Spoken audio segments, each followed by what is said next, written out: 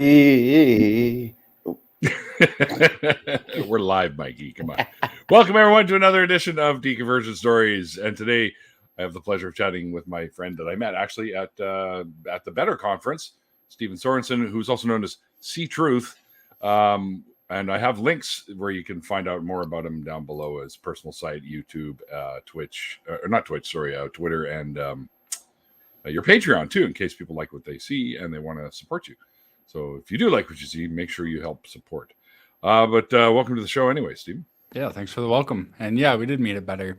I'd seen you on some of the call-in shows before, but it's good to meet you in person. And now we're linking up here online again. So and we're Pokemon Go buddies too. And we're Pokemon Go buddies. So yep, that's important. Mikey and I aren't Pokemon Go buddies yet. We almost had to cancel the show. Yeah. Yeah. Once we found out, I was like, "Oh, this can't happen." Yeah. Bad juju between us. We have so many gifts to trade back and forth, and poke tips to share amongst each other. You know. Got to keep each other up to date.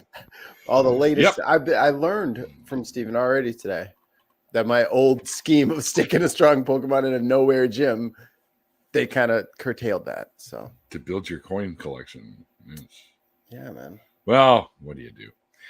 Anyway, Stephen, you know what I do here? I chat with folks about their journeys away from their former faith systems or belief systems or whatever. And I kind of generally ask people to go back to as far as they can recall of, the indoctrination stuff, and then sort of how you sort of found your way out of it. Things started happening, you questioned, you had doubts, whatever it may be. And sort of how that affected your life as it is now. Well, it was way back in 1995 when I was born. That's how it all started. My parents got together. No, we don't need those details. All right, yeah, I'll leave that out. At church camp. At church camp. Oh boy. Right, man. Well, take us on that journey. So yeah, I was raised Christian. I was adopted at birth and was raised in a Christian home. It was kind of, my parents weren't really militant about it. They had always said that the choice was up to me as to whether I wanted to believe or not. And looking back on it, that was more of just a line than a reality. They definitely encouraged it, and it was in my day-to-day. I got sent to Christian private schools all throughout until 9th grade, 10th grade, I think, was my first public school that I went to.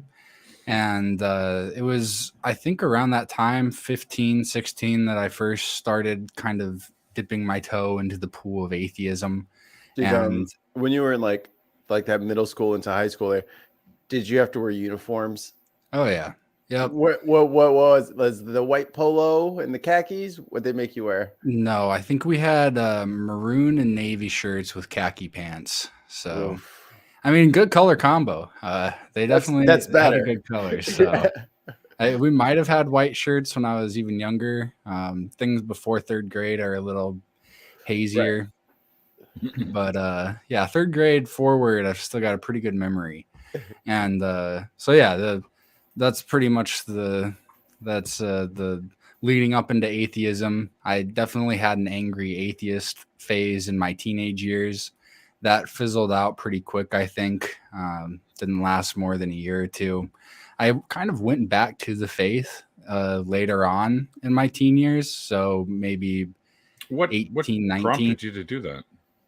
Just the people I was around, and I was open-minded to it. And it was something I had always been raised in. And so that lasted for maybe a year or two as I really tried to make it work.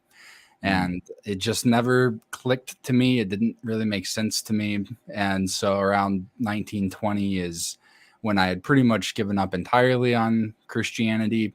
I was into some Eastern practices. I was kind of spiritual to a degree.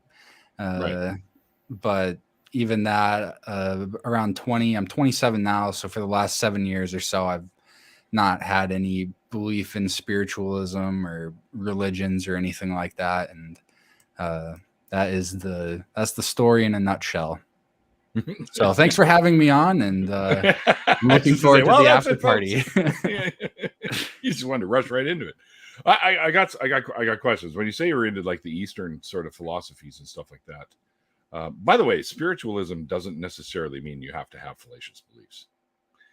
It can man. Yoga is considered spiritualistic, and it's really just a meditative process that happens to have some exercises along with it, or stretching regimen, anyways. So when you say you were kind of delving into that spiritual stuff, what was your sort of personal definition for what that was? It was a connection to the beyond, to the great realm of things unseen. What the hell is that? Yeah, exactly. Out in the ether. It's when you really start to try and pin it down, it becomes elusive. And that's what happened when I was maybe 19, 20. I wanted to return to my roots in logic. Being brought up in these classical charter schools, we had logic classes, and the universe that I have experienced is logical. I've never experienced something that would break those laws. And so in an attempt to become more consistent and coherent in my own beliefs, I started studying the logical fallacies and cognitive biases. This was around maybe 20 years old, and I had a little project going called Think Well, which was aimed at thinking well and minimizing bias and fallacies. But maybe I didn't have the charisma or the charm for it to pick up, or people just didn't like thinking about how wrong they could be about things. I've put that on the back burner for now. So, but it's still been a practice that I've gone through of learning about these things. And I mean, there's over 300 of them. When I first started looking into it, I had a notebook that I was going through. I wasn't really digital yet. And I filled up this notebook with notes on all these fallacies and biases, and learning 300 of those, it can be it can shake you to your core if you have some really out there beliefs. Yeah, for sure. Fuck, man, I just had a question and my mind went blank now. Well, it's in the other now. It's in the ether. It's in the ether. Yeah. So it's out there in the great unknown. Now I just lost mine. This is it. The spirits are back. Oh no. They're sucking away our memories. That was actually just an episode of Boruto I was watching. I remember now. So I feel like we should ask everybody this. Did you ever feel like anything supernatural? Or looking back, or did you think you did? Right. Did you make yourself think something? Is there anything that you knew for sure was spiritual at the moment, but now looking back and you're like, no, I was just hyperventilating. Yeah, I was probably hungry. Maybe not hyperventilating or hungry, but I think I did a lot of psychedelics in my teen years, and I think that played a role in my deconversion, where I was having spiritual experiences on and off psychedelics. But the fact that you could take a drug like that and initiate an experience like that, it had me wondering just how legitimate these experiences are. I remember I was getting into shamanism quite a bit and taking a decent bit of LSD at the time, and I would be able to summon these dragons that would help me in my day-to-day tasks, like these elemental dragons. And looking back on it, dragons. I know. Looking back on it, interesting thing, but I don't think that I was really summoning these spirit dragons. I think I was using some sort of mental, like a placebo effect, what are those things called? They're like imaginary things. They've been talked about on Truth Wanted a few times, something like that. But no, it's interesting, and it's like a topi or something. I always think of Togepi when I hear about them. No. Togepi is right. Let's go with that. We're gonna wrap call it back around. Yeah, we're gonna beginning. So the Pokemon reference. Yeah, it's interesting. I still am fascinated by that. The idea of false beliefs being beneficial. And now that I'm older, I've done some diving into the literature on neuroscience, and apparently there is some scientific backing to this false beliefs being a beneficial thing. So somebody could believe something that's verifiably false, not just like it could be false, could not be, but verifiably false info leading to a higher quality of life. So I see it sort of like that in the rear view mirror of some of the stuff that I went through. But that stuff, I mean, summoning dragons and taking L, that's a bit further out there than somebody, going to church and seeing angels. I think that hits a little bit closer to home for at least people in the US who are religious, hearing the voice of God or feeling pulled to someone because of the Holy Spirit. Those I think would be more relatable experiences. And I had all those too, as well, when I was a Christian. And, it's interesting when you take up these other ideas and belief systems, the reality, it has to fit those. So I think the brain, it does a lot of heavy lifting that maybe it doesn't get the recognition for, and how it puts together the world and makes everything into a coherent narrative for us, for every day. And the one thing though that you got to remember too is your brain tricks you every single day too. It can trick you into, it is the fabricator of our reality as we view it and smell it and feel it and taste it and whatever. It's putting all that together and making you have the experiences. So it's not surprising that people are having experiences that aren't real. We'll say that somehow they happen inside your brain. But for the most part, without the brain, reality wouldn't be what it is. That's for sure. We wouldn't be alive, for one thing. But yeah, there's some estimates. Kind of a ridiculous thing to say, but some estimates that there's up to 30% of our memories are false. So probably more. Definitely see it. Depends on the person, maybe. I don't remember much. You guys don't remember being a brain in a vat. Oh, okay. Yeah. Oh wait. Oh, it'll happen. Yeah, geez. You'll just remember that. Oh yeah, I'm a brain in a vat. No, go stop it. That's where it is. The Matrix is a documentary. But yeah, with going back to the deconversion stuff, it was really, I think the main thing was just who has summoned us. Damn, that was fast. Yeah, no, maybe I was onto something back then. The dragons are back. I was about to say, if Dragonkind is a fan of my show. If there's one grain of truth to that, I really want it to be true. Summon dragons would be the fucking dopest shit ever. Yeah. There's it was mostly just incoherency. Now that I'm older and I've looked into psychology a bit more, I've discovered this model of truth judgment called the Big Five of truth judgment. And it's 5 main things that people use to determine whether something's true or not. And it's evidence, credibility, coherency, compatibility, and consensus, or just to rattle them off real quick. But the evidence and the coherency things, those I don't think held up for Christianity, and I still don't think that. And I went to church recently. I would agree. For the first time in like years with my family. I was out of state for a cousin's wedding, and they brought me to their church, and the pastor was talking about 1 Corinthians, and it's this story with Paul talking to the Corinthians, and he's saying something along the lines of like, people that aren't saved, this gospel message is just nonsense to them. It's foolishness. And people who are saved, then it makes sense. And so because it's not making sense to me, then I couldn't possibly be saved. And the requirement to be a Christian then is to do foolish things and to go against better judgment and to just forsake all reason for the argument that this thing happened, maybe, possibly. And yeah, so if I'm not a Christian, how sure are they if they have to add those caveats? Maybe, possibly. I don't have any evidence, but I do have this bag here filled with faith. Dude, trust me. Convincing. Yeah, trust me, bro. Yeah.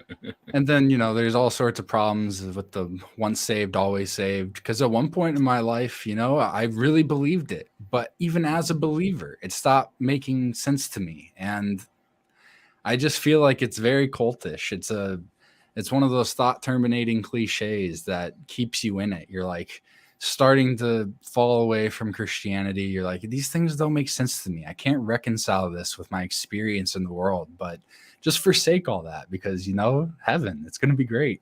It's gonna be terrible. Hymnals all day, praise and worship every day of the week, Bible study every day of the week. For an eternity, by the way. Forever. It's weird. Another thing, just with my YouTube channel, it's dedicated to history and deception.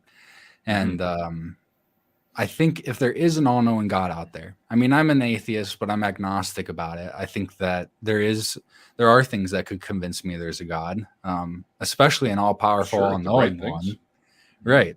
And I think that a God like that would not put such a heavy wager on the past, on things that we can't verify. With the amount of trickery and deception that has gone on from the beginning of recorded history to now, I don't think that a God that really wants us to know about him would rely on this story that maybe might have happened, maybe didn't happen, but put everything into that. And I'll do you one better. Why does a God need man to write the book anyways? He could just snap his fingers and the book would pop into existence, just like he did with everything else. And it would be, no matter what language you speak, it would be in that language when you picked it up and read it. He's God. He could do that. And there would be no questions at all. Just download. Everyone on the planet would know. Just download me the memory. He could give Mikey my friend code and we wouldn't have to stop the stream. If God's real, he will put your friend code in my phone during this show. If he's real, he'll do it.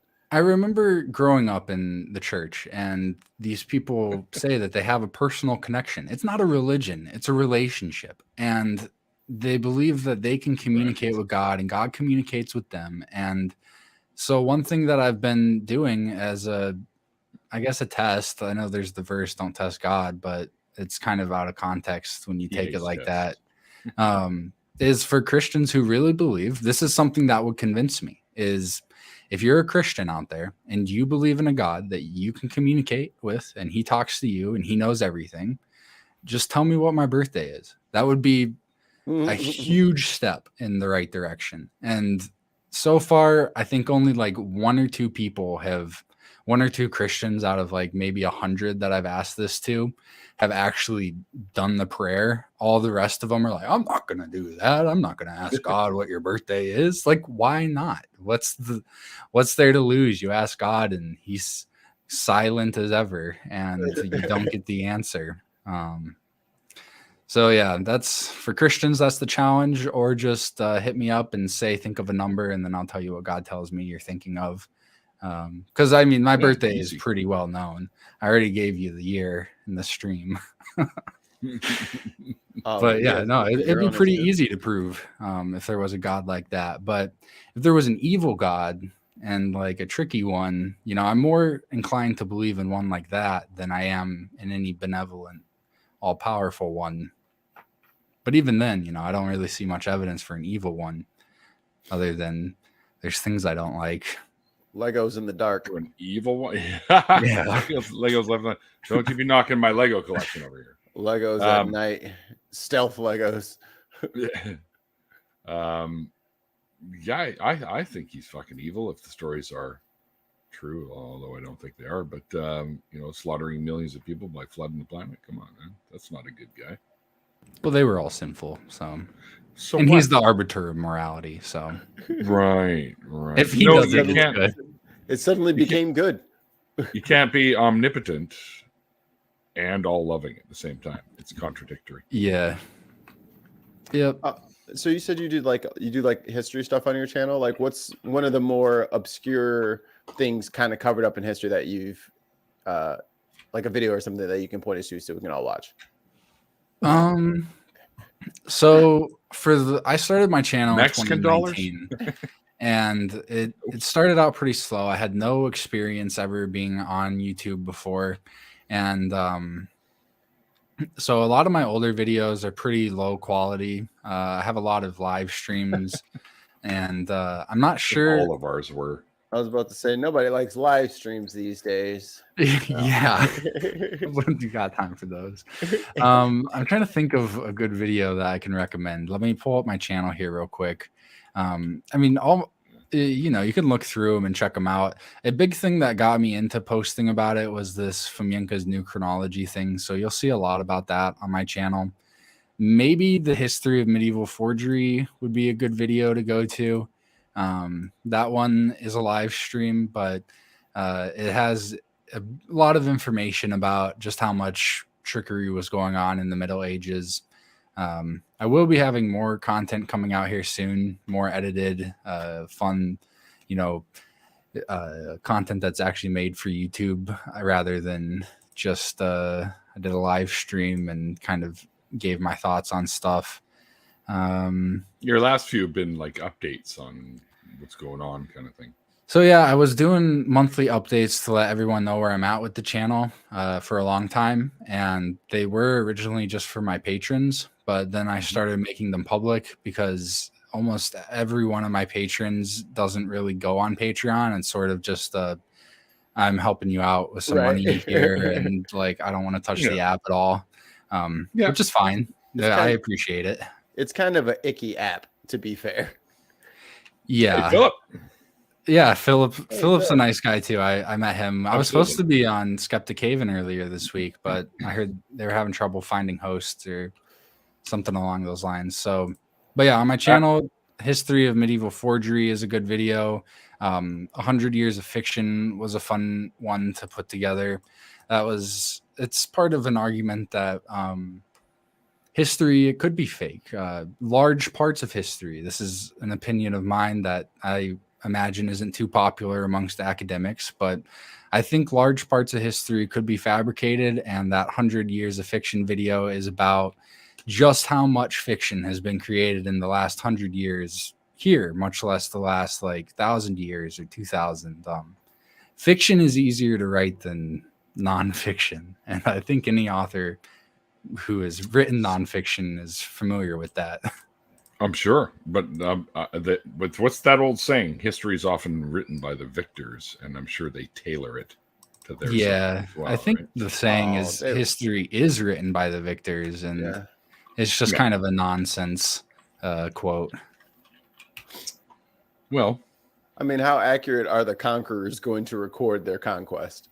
I mean, we lost the Vietnam War, and we've written plenty about that. Talking about how we got our butts handed to us. Yeah, it was on TV though. Couldn't really deny that one.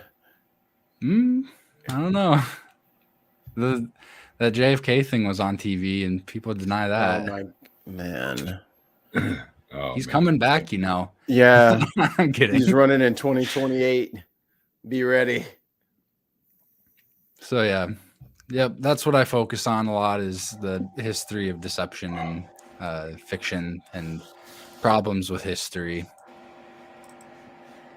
so what are your sources for doing some of this work? Like, how do you find it?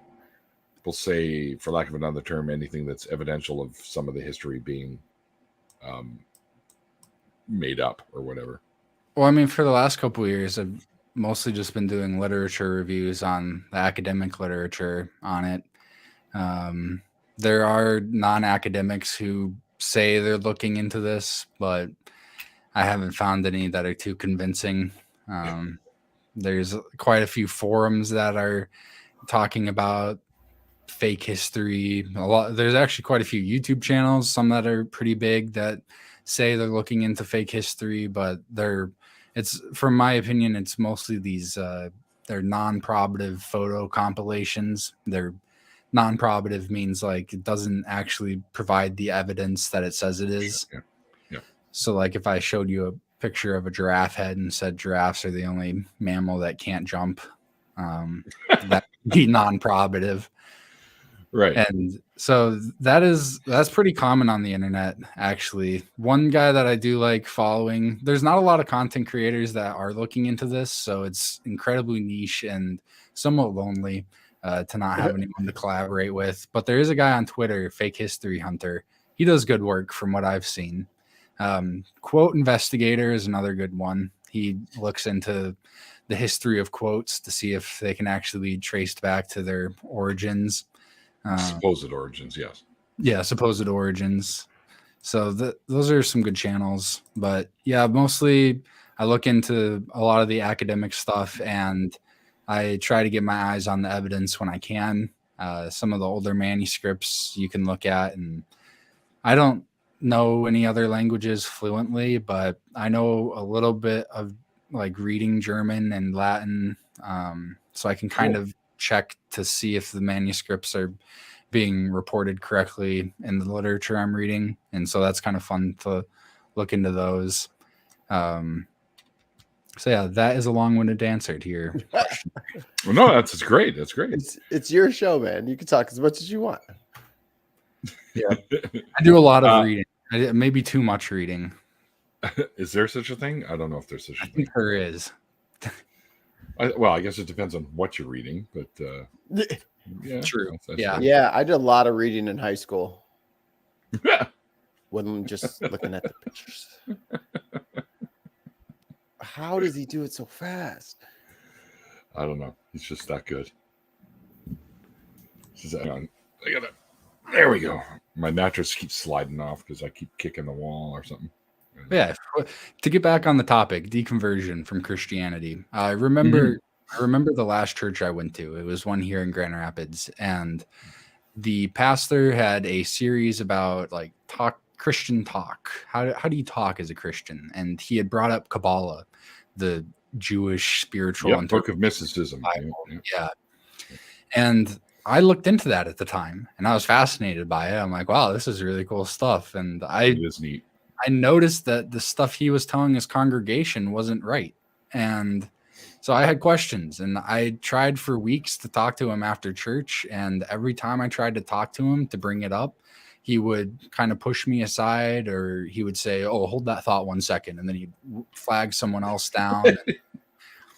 It was just like, I know, there could be somewhere out there, the good pastor who doesn't lie to his congregation and is actually competent about what he's talking about. But every pastor I've watched or seen, there's with YouTube, you can watch all sorts of stuff. Hey, Tammy, welcome to the stream.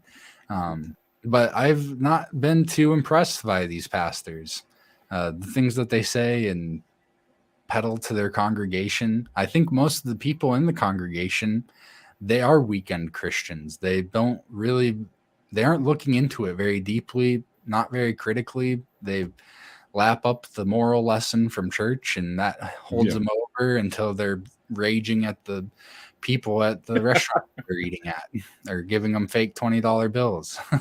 But no, I think that's pretty common, and that was another thing that kind of got me out of it, was that I took it very seriously, and the more serious I took it, the more alienated I felt, because people weren't taking it seriously. They weren't looking into it. I had a few friends who were, but it was very obvious to me that there were what do you call them?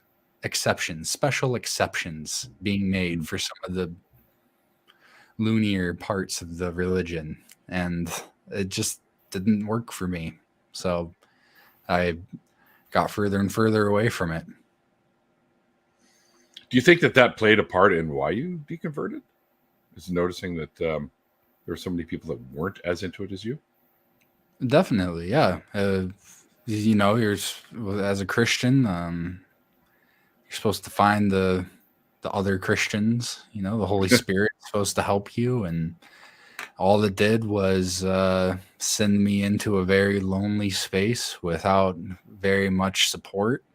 Whenever I was family, well, they're Christian too.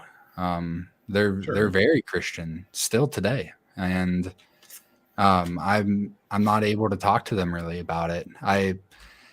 My conversations with my family about Christianity now are more one-sided, where I am curious about what they believe because they're my family, and I think they are good people. And it's fascinating to me to see what these people believe. And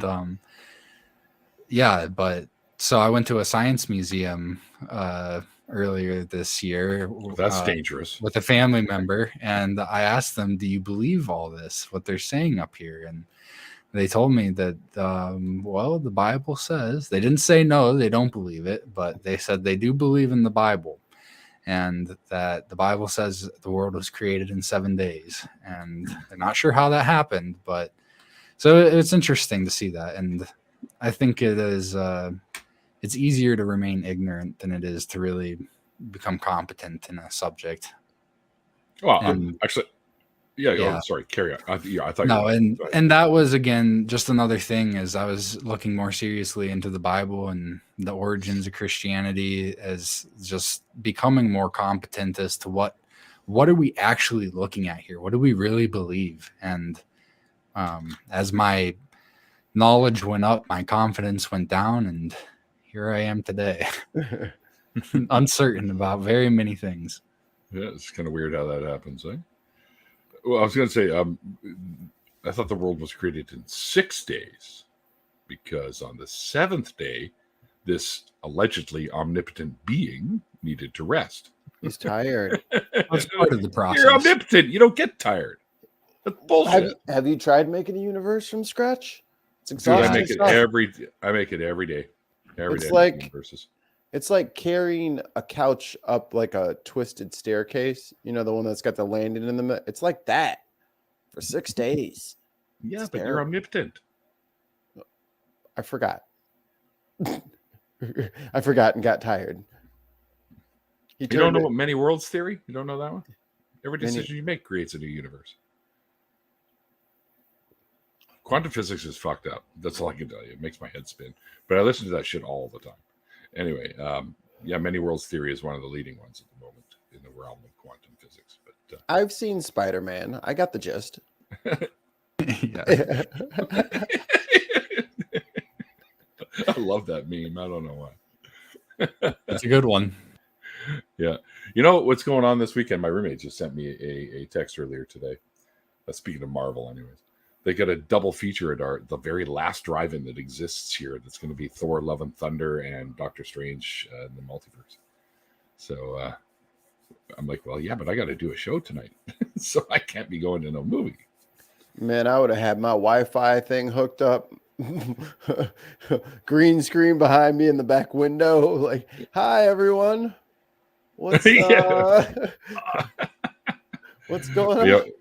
You found the Marvel stuff, Steven? Not really. No, What? I mean, I enjoy watching the movies, but I can't remember the last time I went out of my way to watch one. Okay. Never much of a comic book reader as a kid? Not too much. I mean, I grew up very, very religious, and so they were evil. Yeah, we weren't really allowed to do any of that. I wasn't allowed to watch like Yu-Gi-Oh or anything. Pokemon was okay. Yu-Gi-Oh was demonic. Of course. There was a lot of things that I was not able to partake in just because of the religion. In one of the universes, I did. Yeah. The quantum bandana. Replace multiverse with Spider-Verse. Yeah. My light's too bright in here. I thought that said banana, and I laughed anyway. Like, what's wrong with me? Bandana. Yeah. There's new Minions movies coming out too. Speaking of banana, I know that because I was at McDonald's the other day because they have something called the the Grand Big Mac, where it's like a giant fucking Whopper-sized Big Mac. And they also had little banana-shaped cookies for the Minions kids pack that they have there. I was in Walmart and they had one there, and I'm like, yeah, I'm kind of peckish, and I kind of heard about these Big Macs, so I thought I'd try them. Yeah, they taste like a Big Mac. They're just bigger. My nephew made me watch Despicable Me about 3,000 times just so he could hear one song from it and then start the movie over again. So that Minion shit came out, and I was like, oh, no. He just stopped asking me to watch that. You got to be kidding me. There's another one. Oh, yeah, there's tons of them now. There's like, there's a few Despicable Me's, and now this is the second Minions movie that's coming up. I don't know if I can get through that. We know. That's fine. Oh, look at Doorknob Head fucking referencing something from the 70s. Bandana, Roseanne, bandana. Is that a SNL? Yeah. Yeah. Yeah. That's not my generation's SNL. No, this is my first one. Yeah. I used to have to ask permission to stay up late to watch SNL because I was little. So Steve, Mr. Bill. It was all about Mr. Bill. So Steve, what kind of like, not necessarily nerdy stuff, but like kid stuff, like did they let you play video games, or was it just here's your Bible, there's your room, make your bed and read it? Like, no, it was, they weren't that strict. No, I remember we had an Xbox, and whoa. my father liked Star Wars, and so Star Wars was always big in our house. Awesome. We had a Star Wars Tetris combo game thing. It wasn't Star Wars Tetris. It was Star Wars and Tetris on the same disc. And that was one of our first games. And we had Gotham City Racing. And nice. Oh, I remember that. Yeah, that was a fun one. We loved playing Gotham City. I remember I had Spider-Man, the original Spider-Man game for the Xbox. And that was always really fun. I remember there was a boxing ring on there where you could do cheat codes, and I think you could make their heads really big, and that was always hilarious to me. That I don't know why big heads got put in every Nintendo 64 and Xbox game, but there was an option somehow.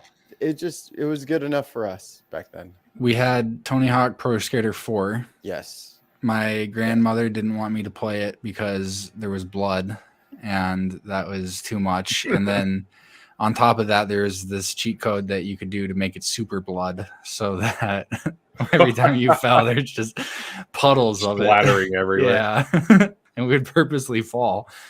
And so yeah, there was that. But there was some discipline there. I had to, for every hour that I wanted to play a video game, I had to read a book. And the books that we read were book? An hour of reading. Okay. So it was an hour for an hour. If I read for an hour, I'd get to play a video game for an hour. That seems like and a the fair books were trade. religious. So that's not too bad. Yeah, no, but the books were religious, you say so. Oh. Yeah, so they were like fiction, but still they had that Like core Narnia? message. Yeah, like Narnia, and there was one with animals in it. I can't remember the books. I remember the games. I played a lot of the Mario Kart was what I was reading for. Double Dash. So that I got too good at. I had to give my family a head start every race. Otherwise, they wouldn't want to play with me. You just turned into a beast, and it's like, go ahead. I'll give you a lap and a half this time. Yep. And I'll only use bananas. It wasn't enough. Be our comic book friend. I love Philip. Although I didn't grow up reading comic books, I have enjoyed them now later in life. Cool. I don't really read comic books, but like I enjoy, I follow some comic artists on Facebook, and I'm forgetting his name, but he has graphic novels, and those are really fun. And I've thought about how fun it would be to be able to commission someone to write a graphic novel for some history content. I've always thought that would be a fun sort of thing to do, to bring the story to life a bit more. I'm sure there's a couple of artists. A couple of artists will be hearing this. They know how to get a hold of you down there in the description below. Yeah, I'm broke, so don't expect any payment. But you can collaborate, right? It wouldn't really be about payment. I mean, you could, right? Yeah, if it's done right, you could end up making some money off of the project, right? If people are interested enough to want to buy something like that, right? I think it'd be cool, personally. And there's a lot of lushes like me. I dump money in everybody's personal projects. Just be careful though with the Star Wars stuff. You don't want to be ordering your Star Wars stuff from like the Wish app or something, because you can end up with stuff like this. Oh yeah, Star Wart. No, we had a lot of Legos as a kid too. That was a lot of fun. I remember sending in pictures to the magazine to try and get them featured. Nice. Back in like first or second grade. I don't think they ever got featured, but there was effort. There was an effort made. You know, they're re-releasing one of the original Lego spaceships that I actually had as a kid, called the Galaxy Explorer. It's been updated a little bit with some newer shaped pieces and whatnot. And it actually has landing gear that prop up and down now. The original one just had the little, they look like little stools, and you put them on the bottom. And they're pretty cool. I even, I'm thinking I might pick that up because it's totally a what do you call it, nostalgia trip for me. But I've been collecting now for a while, so. But I try to find rare. I saw you had a lot of Lego posts. Oh yeah. Yeah. I didn't realize you had a channel until Ben told me about it. And so now nobody knows. Then I started watching your stuff, and it's great. You have good shows, you have good guests on. You've interviewed basically everybody from the atheist community. Pretty close. Yeah. I'm just glad Student Dr. Ben could help out this little channel that could, you know what I mean? I asked Student Dr. Ben what his most common thing is that he hears when somebody knows him from YouTube and then meets him in real life. Because I've seen Ben on a bunch of channels, and I've always been a fan of what he has to say. And so I met him in real life, and like I don't meet a lot of YouTubers that I really enjoy watching. And so I'm like kind of like fanboying over these people that I'm meeting. And I'm like, what am I supposed to say to these guys? Like, hey, I really like your content. But then I thought, I'll ask Ben, what's the most common thing he hears from people that like meet him after knowing about him on YouTube? And he told me people ask, are you really a doctor? Are you really in school for that? Like that's the thing that they question. It was funny. I got a kick out of it. Well, he really is, by the way, people. Yeah. He just entered his, as he puts it, grade 20. He just entered, so he'll be done with it soon, and he'll be a legit doctor. There was that one kid that got famous for being a fake doctor, like out of Dr. Florida Oz or something. No, Dr. Oz. No, he's a real doctor. I just don't like him. He is, but he's not a very good one. He promotes a lot of fucking bunk bullshit. Well, so he's a good surgeon. He's not a good person. Right. I was going to ask Dr. Hovind about that at Better, but I didn't get a chance to catch him before I he left. forgot all about that until you just said that. He's so good at that. I just remembered that. That was a great clip. He scares the shit out of me when he goes into that mode, because it's like, holy fuck, that's actually Hovind up there right now. That's so funny. Somebody said that, or Dr. Hovind, or Kent Hovind. I'm mixing it up now. The multiverse is collapsing. Inmate 147. Yeah.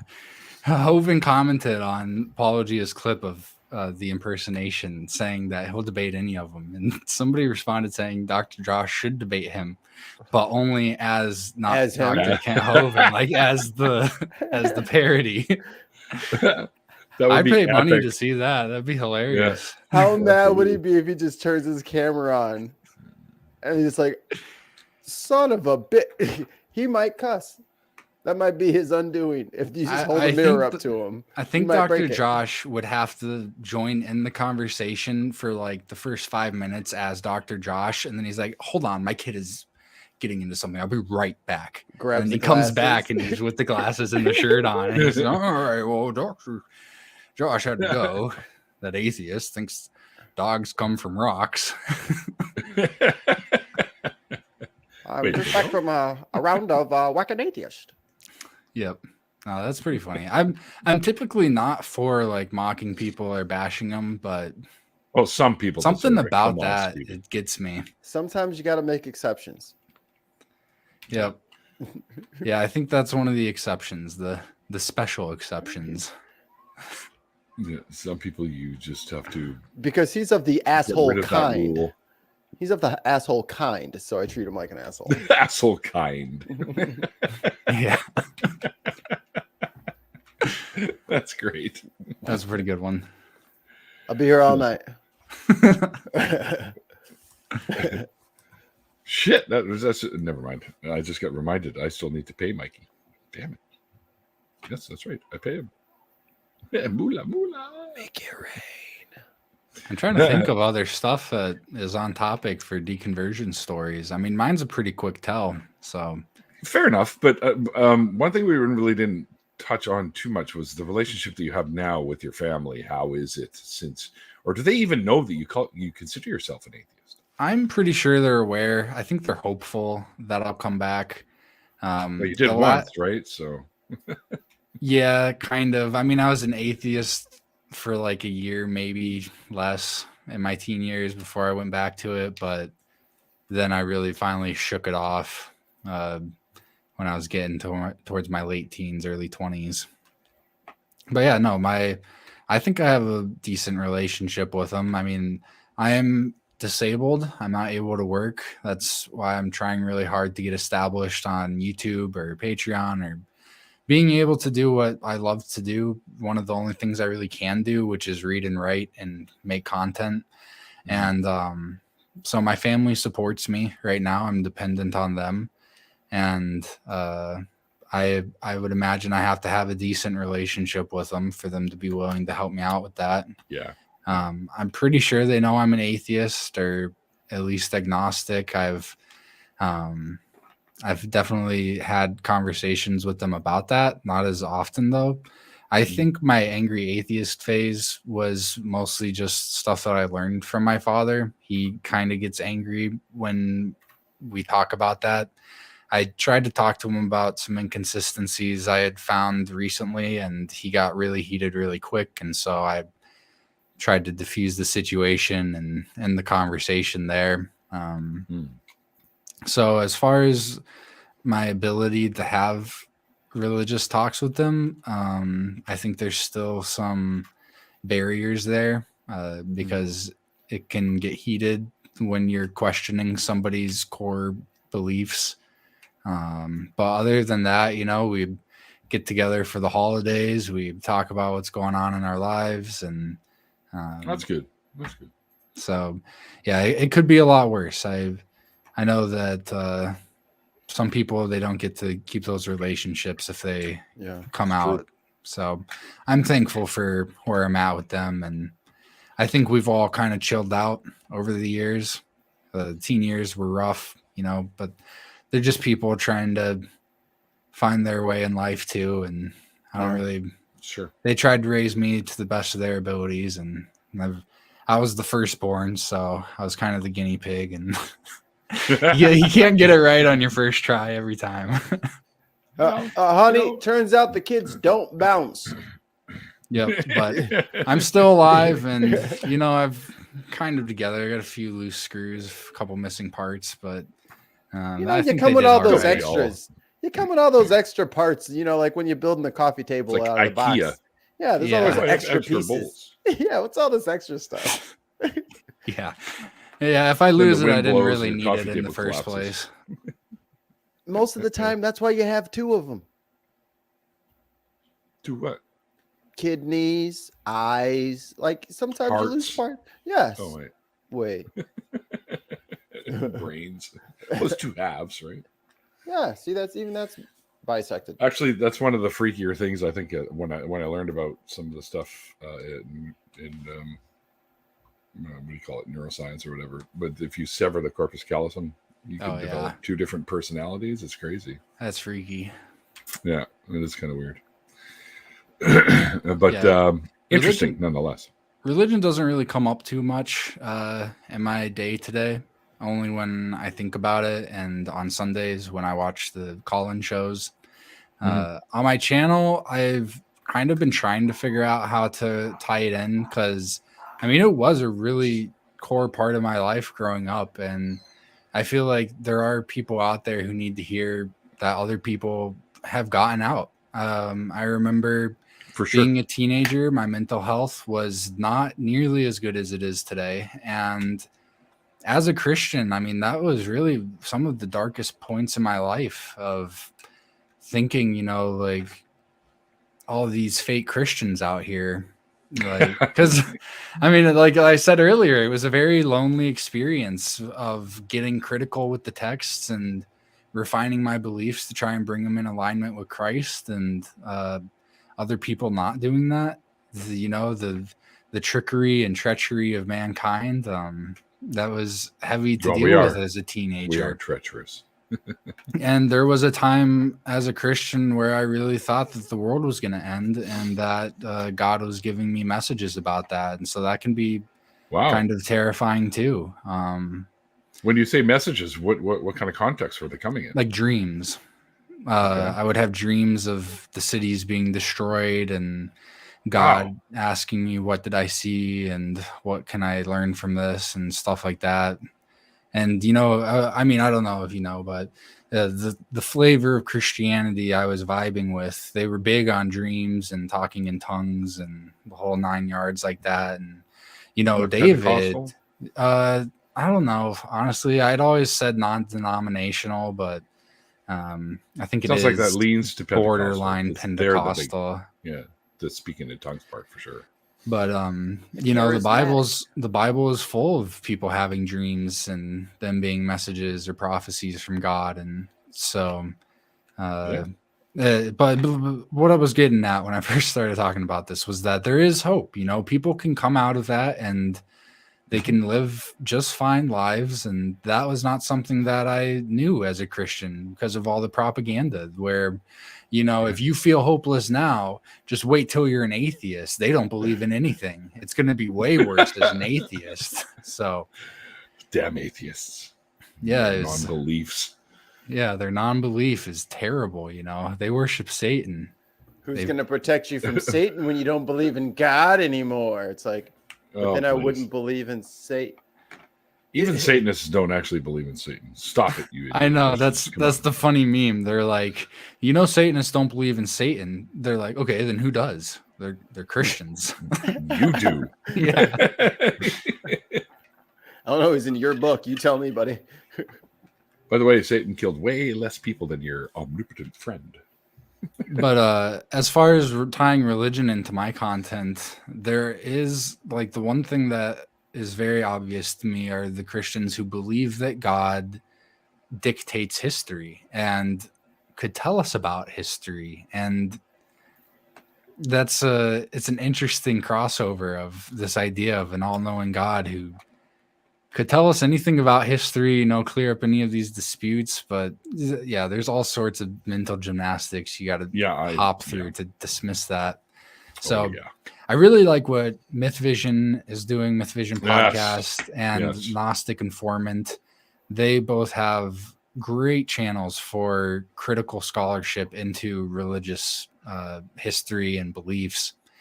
So I enjoy Dragons them. and Genesis is another good one too, by the way. Mm-hmm. Yeah, he's all right. My bone to pick with him is that it's an info dump without any real sources, but sometimes he does drop sources in the you just gotta shake him a little. I'm a little picky with how I want to go into content. I know that it's very popular to just say what you're going to say, and if anybody wants to look into it more, you just type in the keyword to Google.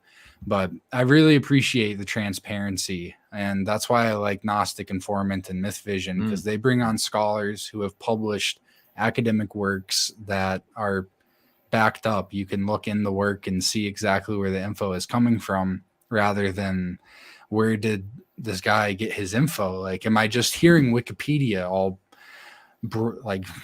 dressed up? He's reading it right off the screen, sort of. Yeah. Well, that happens a lot, and people don't realize it until they go and they look and they're like, oh, I just listened to a Wikipedia article as if it was this guy's original work and research. Wait a minute. So people are actually doing this stuff and claiming that it's original, yet they're just using a Wikipedia page? I mean, it's borderline plagiarism, if not plagiarism sometimes. I mean, I would tell people I'm getting this from Wikipedia or whatever citation place I use, right? So. Yeah, I wouldn't even, if people are just going off of Wikipedia, that lowers my confidence in them a lot, because Wikipedia is not a very reliable. It's better than it used to be. It is better than it used to be, but I mean, really anyone can post on that, and there's a lot of dogmatism and egotism that goes into it. I'll agree with that for sure. Especially on the more obscure topics. Like I mentioned, I looked into this Fomenko's new chronology thing, which, as a disclaimer, I've said this before, I'll say it again. I don't believe in it. I find it fascinating. Just like Vice Rhino finds young Earth creationism fascinating. He makes a bunch of content on it. It doesn't mean that he believes it. You can look at any of my videos that this he makes it clear he doesn't believe it. Don't worry.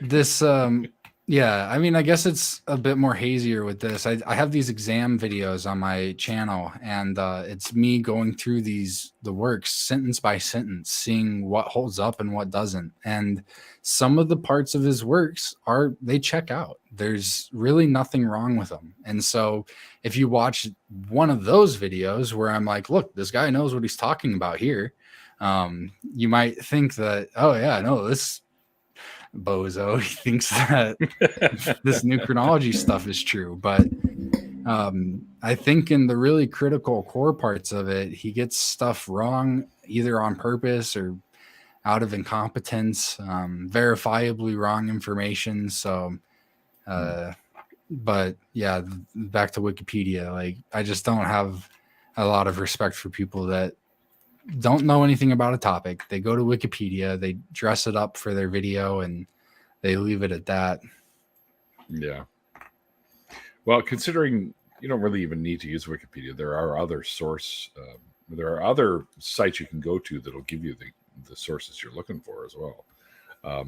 Like the actual authors or creators or whatever, you can go right to their pages and get whatever information you need, and they will give you their sources as well. It'll list it usually at the side or the bottom. I'm also very careful now. This is more of a recent development on what type of content I do consume. And so I think that's another reason why I shy away from people who aren't very upfront about where their info is coming from, is because as humans, the way our brains are wired, at least this is what psychologists have argued, is that the first thing we hear, if we accept that, like, that's what we're going to go with. And so I don't want to get an impression on a topic and be misled by that. And then that's all I know about it is this misconception, because I went to Wikipedia one time where I read a headline in a newspaper. I didn't even look at the article. I just read the headline and ran with it. So I'm very careful about that, and what types of content I'm willing to digest. Farron in the chat suggests Google Scholar, which is I use that quite often. Google Scholar is pretty good. I like that. I got my degree from YouTube University. I'll have you know. And yeah, I mean, I don't think that there's really anything too wrong with learning from YouTube. I think that there's a lot of issues with academia, especially in the historical disciplines. I've been paying attention for the last few years now. They all seem pretty exclusionary and not very collaborative, and not too well educated, I would say. I mean, maybe I haven't met enough of them, but the way that the degrees are set up, it seems like it's mostly just the regurgitation of this info, not a whole lot. I mean, I guess I'm biased. I've studied into chronology, which is how do we date things and figure out how old stuff is, how do we order events, and that is almost not discussed at all in a history education, which blows my mind. But yeah, you think it would. That's just the way it is. So I'm coming up with a series of videos here soon on the auxiliary sciences of history, which are basically the disciplines that give history its meat, the substance. Otherwise, it's just parroting stuff. That'll be cool. That'll be really cool. Chronology is one of the top ones. Chronology is very interesting. Being in chemistry myself, I mean, I'm well aware of many of the different methods we have of dating things. Right? Chemistry is a huge auxiliary science. That's one of the revolutionary ones that has really changed the discipline of history. Certainly has, yeah. I mean, everything from finding like war paraphernalia that people dig up, and they can actually get it looked at a lab, and they can test with different types of chemicals to tell you, well, there's blood stain on here, and this, according to the genetics, it belonged to so and so, and you can get all kinds of things out of this now. You might like the book. It just came out recently. It's Hosny. Ahmed Hosny, maybe is his name. I couldn't find them anywhere online, but it's called something along the lines of authenticity and archaeology. And it goes into different case studies on how they determine authentic and non-authentic items. And some of them are, it's very chemistry based. They take samples to check the metal contents, to all sorts of stuff like that. So you might like that. Yeah, I probably would for sure. I wonder if it's available on Audible. I doubt it. I think I'm one of the only people who's ever read it. A lot of these books that I'm reading, I'm like the only person that on the internet that appears to have ever purchased it or read it through. Like, I'm the first person to leave reviews on a lot of these books. So it's a very obscure topic that not many people want to read about, but I feel like there is a market for it if I can just make entertaining content based on it. So I can make the scholarship entertaining. I can help you with that. Explosions. Lens flare. Mythbusters. Explosions. Feet. These things are very popular on the internet these days. It's true. What? Feet are huge.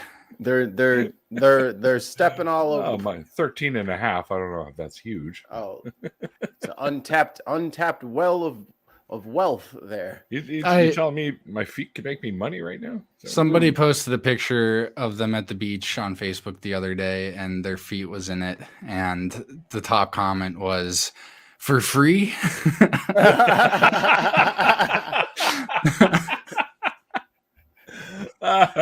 That's hilarious. You know what? I think that's the perfect segue into an after party too, because we've now come past the hour. Yep. Socks off in the after party. Oh, socks hell off, yeah. Socks optional. Apparently, yeah, optional. I have to wear them because winky face. I have to wear them because I need the compression socks because of the blood clot issues.